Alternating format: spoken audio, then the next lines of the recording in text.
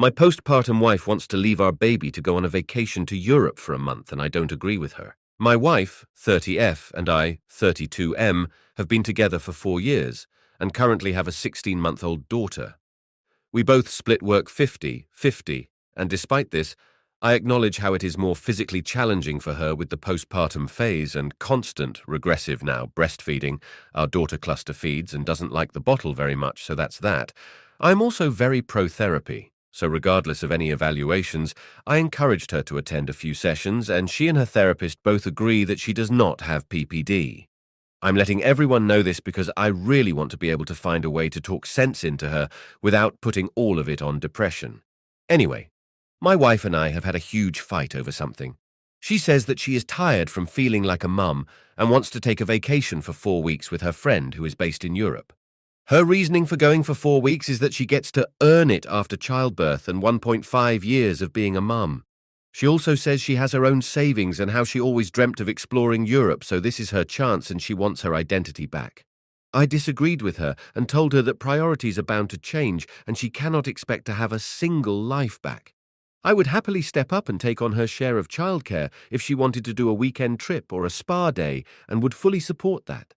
Apparently that's not enough for her. I told her if she wants to really do something about her savings, it would be great if we could do something maybe as a couple or a family together, because I also deserve a break as much as she does. I told her how it's selfish she is choosing to spend her savings entirely on herself when I nearly exhausted all *** my personal savings on a large family expense. ***. I told her I cannot fathom the idea of a mum wanting to be away from her toddler for nearly a month and almost shamed her for it.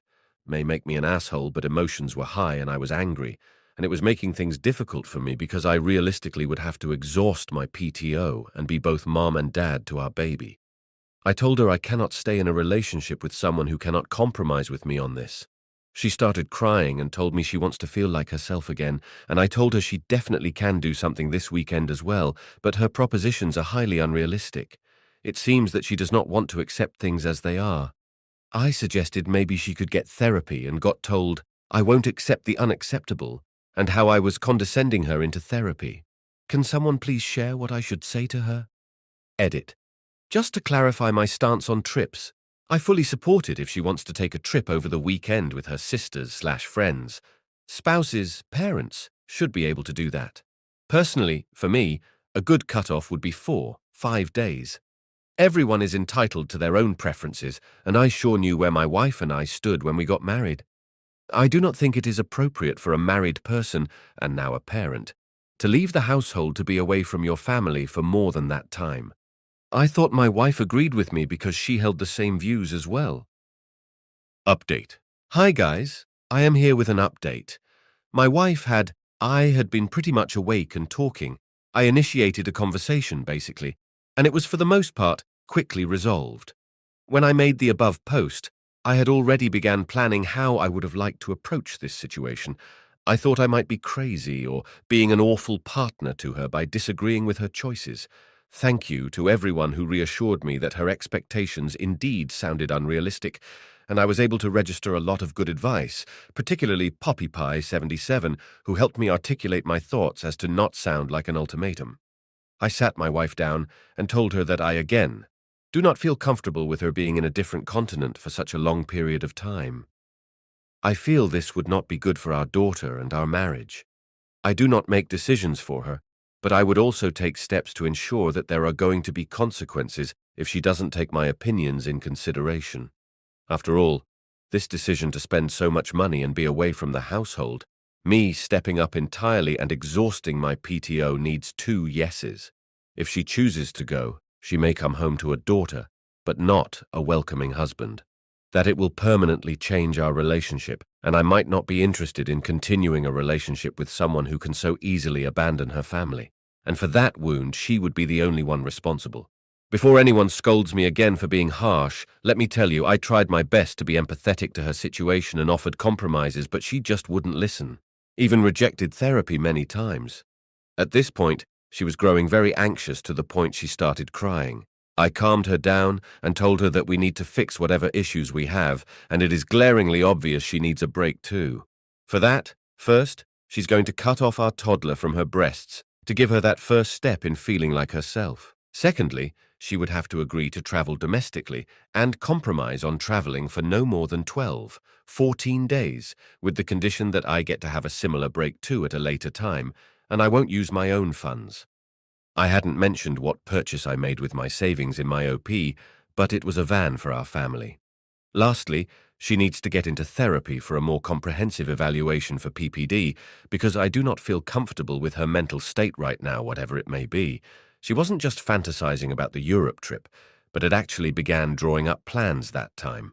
I let her know that this has dented my trust in her as a parent and a partner, and she would need to introspect and make improvements accordingly. If I still feel weird about this, we may need couples counseling too to re-establish the trust. After all, asking me to sacrifice my PTO, step up for a month, and have funds that family has the first right over was a big ask. I still don't feel comfortable with how easily she was willing to give up on her duties, and I need time to process things myself. Thanks to everyone who shared their perspective, I may update in case there are any major events. Hopefully, we will be able to resolve this. Edit. She agreed with the second option. Am I wrong? I refuse to give my sister an EpiPen. Me and my sister hate each other. It has always been this way since childhood. Neither of us is right or wrong, as we've both done equally terrible things to each other when growing up. So in the end, we agreed to go no contact with each other. We hadn't seen each other or talked for years. Today, I had my housewarming party and invited a few friends and family. I invited specific family members, and my sister was not one of them, so I was surprised when she showed up. I did ask her in private why she was there, and she said she just wanted to congratulate me on my house and to hell with beef from our childhood. She couldn't fool me, though. I know she was just there to see the house. I did ask that she leaves because I did not want her in my life whatsoever, but she, along with my parents, said I was unnecessarily being dramatic as it was just one day.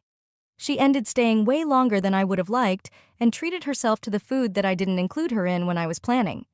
Honestly, her whole presence felt so unpleasant, and her passive-aggressive comments about my interior decor kinda ruined my mood. But I turned a blind eye because I didn't want any drama. Later on, she also helped herself to the cake, and not so long after, she started having an allergic reaction. It had almonds, and I'd forgotten she was allergic to them. Not that I had to remember anyway because I didn't invite her in the first place. What really set me off was her audacity to ask me why I put almonds in the cake knowing she was allergic. The reaction got really bad, and she asked for an EpiPen. I had one, but I didn't want to give it to her because, for one, they're hella expensive to just give to someone you don't even like, and two, it's not my fault she indulged in the cake that wasn't meant for her. I simply denied having any, so they took her to the hospital, to which I assume she got treatment. Part of me feels terrible because the situation could have been worse just because of my pettiness, but I feel like she brought this on herself.